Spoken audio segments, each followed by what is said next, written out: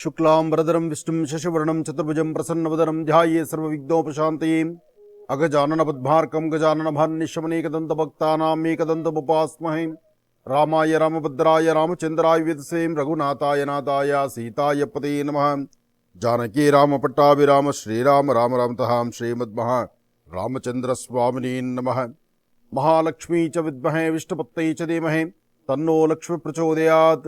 ಮಕರ ರಾಶಿ ಮಕರ ಲಗ್ನದಲ್ಲಿರ್ತಕ್ಕಂಥವ್ರಿಗೆ ಚಂದ್ರ ಮತ್ತೆ ಗುರು ಇರ್ತಕ್ಕಂಥ ಆಸ್ಥಾನ ಚೆನ್ನಾಗಿದ್ದು ಬುಧನ ಅನುಗ್ರಹದಿಂದ ಇಷ್ಟಾರ್ಥವನ್ನು ಸಿದ್ಧಿಪಡಿಸ್ಕೊಳ್ತಕ್ಕಂಥ ಯೋಗ ಫಲ ಇದೆ. ಸತ್ಯಾಸತ್ಯತೆಗಳನ್ನು ಅರ್ಥ ಮಾಡ್ಕೋಬೇಕು, ಬೇಕು ಬೇಡಗಳನ್ನ ಚಿಂತನೆ ಮಾಡಬೇಕು. ಸಾಕಷ್ಟು ಆರ್ಥಿಕ ಪರಿಸ್ಥಿತಿಯಿಂದಲೂ ಹೆಚ್ಚಿನ ಲಾಭವನ್ನು ತಂದುಕೊಳ್ತಕ್ಕಂಥ ಯೋಗ ಫಲ ಇದೆ. ಆದರೆ ಒಂದಿಷ್ಟು ವಿಚಾರಗಳನ್ನು ಅರ್ಥ ಮಾಡ್ಕೊಳ್ಳದಿರ ನಾನು ನಂದು ಎಂಬತಕ್ಕಂಥ ಮದಮಾತ್ಸರ್ಯದಿಂದ ತಾವು ಹಾಕುವಂಥ ಹೆಜ್ಜೆಯಿಂದ ಒಂದಷ್ಟು ತೊಂದರೆ ತಾಪತ್ರಗಳನ್ನು ಕಾಣಬೇಕಾದ ಪರಿಸ್ಥಿತಿ ಆಗತ್ತೆ.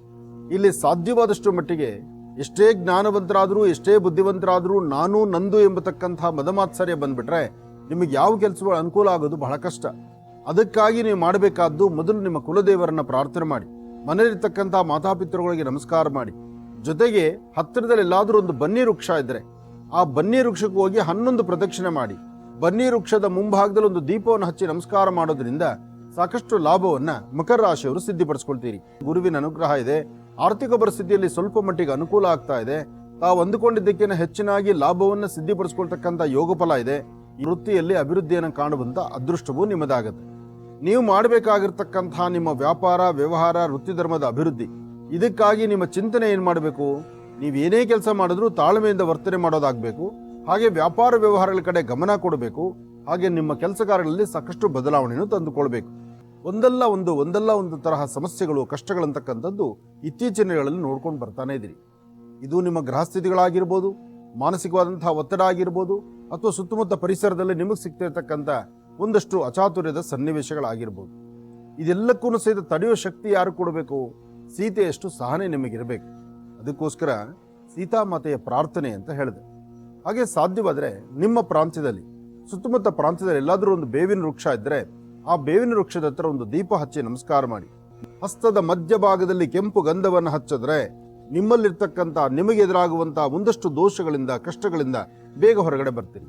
ಯಾವುದೇ ಸಮಸ್ಯೆ ಅಂತ ಬಂದಾಗ್ಲೂ ಸಮಸ್ಯೆಗೊಂದು ಪರಿಹಾರವನ್ನ ಆಗಿಂದಾಗಲೇ ಕಂಡುಕೊಳ್ಬೇಕು. ಅದು ನಾಳೆ ಅಥವಾ ಆಮೇಲೆ ಮತ್ತೊಮ್ಮೆ ಅದು ಆಗಬಾರದು.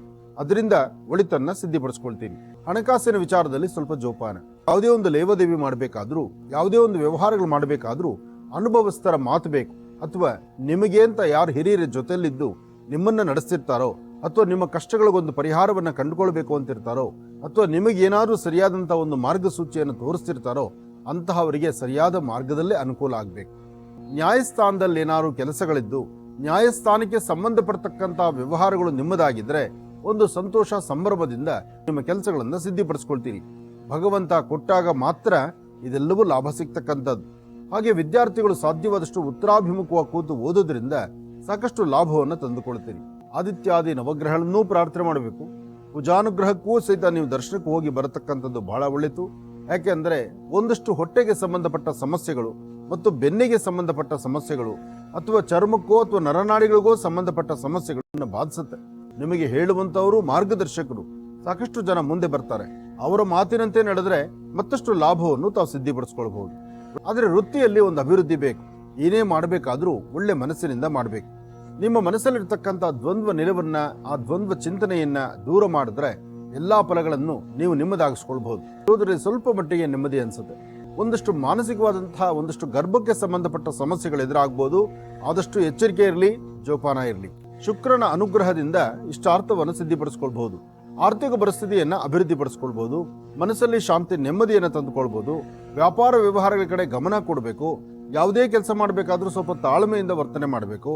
ಹಾಗೆ ನಿಂದಕರು ನಿಮ್ಮ ಸುತ್ತಮುತ್ತ ಇದ್ದಾಗ ಅವರನ್ನ ನೀವು ಹೇಗೆ ಮಾತಾಡಿ ಅವರೆಲ್ಲ ಗೆಲ್ಲಬೇಕು ಎಂಬತಕ್ಕಂಥದ್ರ ತಾಳ್ಮೆ ನಿಮಗಿರಬೇಕು.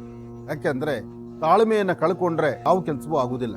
ಕೆಲವಷ್ಟು ದುಃಖದ ಸನ್ನಿವೇಶಗಳು ಏನಾಗುತ್ತೆ ಅಂದ್ರೆ, ನೀವು ಮಾಡದಿರತಕ್ಕಂಥ ತಪ್ಪು ಒಪ್ಪುಗಳಿಗೆ ತಲೆಬಗ್ಸಿ ನಿಂತಾಗ ಕಣ್ಣಲ್ಲಿ ನೀರು ಬರ್ತಕ್ಕಂಥದ್ದು ಸಹಜವೇ. ನಿಮ್ಮ ವೃತ್ತಿ ಧರ್ಮದಲ್ಲಿ ಒಂದು ಬದಲಾವಣೆಯನ್ನು ತಂದುಕೊಳ್ಳುವಂತ ಕಾಲ. ಹಾಗೆ ವ್ಯವಹಾರಗಳನ್ನು ಮಾಡಬೇಕಾದ್ರೆ ಶಾಂತಿ ಸಮಾಧಾನವಾಗಿದ್ರೆ ಮತ್ತಷ್ಟು ಲಾಭದಾಯಕವಾಗಿರ್ತಕ್ಕಂಥ ಕ್ಷಣಗಳನ್ನ ನಿಮ್ಮದಾಗಿಸ್ಕೊಳ್ತೀರಿ. ಸಾಧ್ಯವಾದರೆ ಒಂದು ಬಟ್ಲಡಿಕೆ, 21 ಗರಿಕೆ, ಒಂದಷ್ಟು ಶ್ರೀಗಂಧ ಇದೆಲ್ಲವೂ ದೇವರ ಸಾನ್ನಿಧ್ಯದಲ್ಲಿಟ್ಟು ನಮಸ್ಕಾರ ಮಾಡಿಕೊಂಡು ನಿಮ್ಮ ಕೆಲಸ ಕಾರ್ಯದ ಕಡೆ ಗಮನ ಕೊಟ್ರೆ ತುಂಬಾ ಬದಲಾವಣೆಯನ್ನ ತಾವು ತಂದುಕೊಳ್ತೀರಿ. ಒಳ್ಳೆ ಬೇಡವಾದಂತಹ ರೀತಿಯಲ್ಲಿ ತಲೆ ಕೆಡಿಸಿಕೊಂಡು ಕಣ್ಣೀರು ಹಾಕೋ ಪರಿಸ್ಥಿತಿಯೂ ಎದುರಾಗ್ಬಿಡುತ್ತೆ. ನಿಮ್ಮ ಮೇಲಧಿಕಾರಿಗಳು, ಕುಟುಂಬದ ಸದಸ್ಯರು, ಆತ್ಮೀಯ ಸ್ನೇಹಿತರು ಎಲ್ಲರ ಮಧ್ಯದಲ್ಲಿ ಒಂದು ಸಣ್ಣ ಪುಟ್ಟ ಕಿರಿಕಿರಿ ನಿಮಗೆ ಅನುಭವಿಸ್ತಾ ಇರ್ತೀರಿ. ಅಂದ್ರೆ ಯಾವುದರಲ್ಲೂ ನೆಮ್ಮದಿ ಕಾಣದಂತ ರೀತಿಯಲ್ಲಿ ಇರ್ತೀರಿ. ಬೇಡವಾದ ವಿಚಾರಗಳಿಗೆ ಹೆಚ್ಚು ಗಮನ ಕೊಡ್ತೀರಿ. ಬೇಕಾದ ವಿಚಾರಗಳನ್ನ ಗಮನಕ್ಕೆ ತಂದುಕೊಳ್ಳದೆ ಕಡಿಮೆ ಮಾಡ್ತೀರಿ. ಹಾಗೆ ವೃತ್ತಿಯಲ್ಲಿ ಒಂದು ಬದಲಾವಣೆ ತಂದುಕೊಳ್ಬೇಕಾದ ನೀವು ವ್ಯವಹಾರ ಮತ್ತು ವ್ಯಾಪಾರದ ಕಡೆ ಗಮನ ಕೊಟ್ಟು ಮತ್ತಷ್ಟು ಲಾಭದಾಯಕವಾಗಿರ್ತಕ್ಕಂಥ ಕ್ಷಣಗಳು ನಿಮ್ಮದಾಗಿಸ್ಕೊಳ್ಬೇಕಾದ್ರೆ ಮೊದಲು ಭಗವತಿಯನ್ನ ಪ್ರಾರ್ಥನೆ ಮಾಡಿ. ಯಾದೇವಿ ಸರ್ವದೇಶು ಮಾತೃರೂಪೇಣ ಸಂಸ್ಥಿತ ನಮಸ್ತಸ್ಸೈ ನಮಸ್ತಸ್ಸೈ ನಮಸ್ತಸ್ಸೈ ನಮೋ ನಮಃ. ಹೀಗೆ ಭಗವತಿಯನ್ನ ಪ್ರಾರ್ಥನೆ ಮಾಡೋದ್ರಿಂದ ಸಾಕಷ್ಟು ಲಾಭವನ್ನು ತಂದುಕೊಳ್ತಕ್ಕಂಥ ಯೋಗ ಫಲ. ಸ್ವಲ್ಪ ದುಡುಕಿ ಮಾತಾಡ್ತೀರಿ, ದುಡುಕೋದು ಜಾಸ್ತಿ ಆಗುತ್ತೆ. ಅಂದ್ರೆ ಯಾರೊಬ್ಬರನ್ನು ಮಾತಾಡೋದಿಲ್ಲ, ಯಾರೊಬ್ಬರ ಹತ್ರ ವಿಚಾರ ಹಂಚ್ಕೊಳ್ಳೋದಿಲ್ಲ, ಅಥವಾ ನಾವು ತೆಗೆದುಕೊಳ್ಳುವಂತಹ ಯಾವುದೇ ಒಂದು ತಿರುವಾಗ್ಲಿ, ಯಾವುದೇ ಒಂದು ತೀರ್ಮಾನ ಆಗಲಿ, ಅಥವಾ ಯಾವುದೇ ಒಂದು ನಿರ್ಧಾರವನ್ನಾದರೂ ಸ್ವಲ್ಪ ಸಮಾಧಾನವಾಗಿ ಆಲೋಚನೆ ಮಾಡಬೇಕು. ನಮ್ಮ ಆಲೋಚನೆಗಳಂತಕ್ಕಂಥದ್ದು ಯಾರೊಬ್ಬರ ಗಮನಕ್ಕೂ ಬಾರದಂಥ ರೀತಿಯಲ್ಲಿ ಮುಂಚಿತವಾಗಿ ತಗೊಳ್ತೀರಿ. ಪುನಃ ಅದಾದ ನಂತರ ಕಣ್ಣೀರು ಹಾಕುವಂಥ ಪರಿಸ್ಥಿತಿಗೆ ಎದುರಾಗ್ಬಿಡುತ್ತೆ. ಆದರೆ ನಿಮ್ಮ ಚಿಂತನೆಯನ್ನ, ತಾವು ಆಲೋಚನೆ ಮಾಡ್ತಕ್ಕಂಥ ರೀತಿಯನ್ನ, ಅಥವಾ ತಮ್ಮ ವೃತ್ತಿ ಧರ್ಮವನ್ನ, ತಾವು ಯಾವುದೇ ಕೆಲಸ ಮಾಡಬೇಕಾದ್ರೂ ಅದಕ್ಕೆ ಅದರದೇ ಆದಂತಹ ಒಂದಷ್ಟು ವ್ಯವಹಾರಗಳಿರುತ್ತೆ, ಅದರದೇ ಆದಂತಹ ಒಂದಷ್ಟು ಕೆಲಸ ಕಾರ್ಯಗಳಿರುತ್ತೆ.